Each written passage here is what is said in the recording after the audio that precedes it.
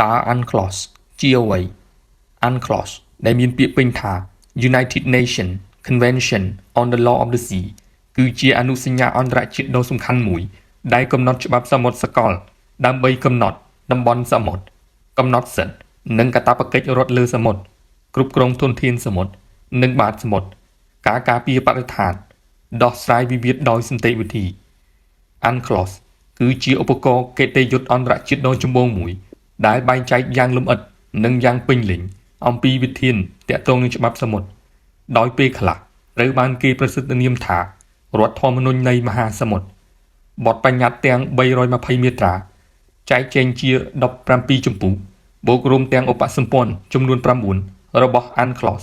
បង្កើតបានជាមូលដ្ឋានកេតិយុត្តគ្រប់ជ្រុងជ្រោយក្នុងការគ្រប់គ្រងការប្រើប្រាស់ដែនសមុទ្រនិងធនធានសមុទ្រ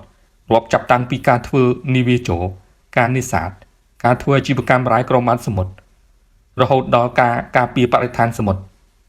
ហើយអនុសញ្ញានេះមានគោលបំណងធំក្នុងការរក្សាសន្តិភាពយុត្តិធម៌និងការអភិវឌ្ឍសកលតាមរយៈការគ្រប់គ្រងសមុទ្រពីខ្ញុំបាទសេងខ្មែរ